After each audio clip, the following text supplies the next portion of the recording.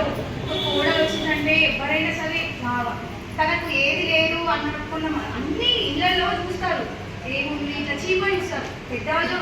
మనకు అసలు మనకి ఏదైనా ఇంట్రెస్ట్ ఉందా ఏది అని ఎవరు అడగరు, ఏమి రాదు అట్లా తీసి పాటిస్తారు.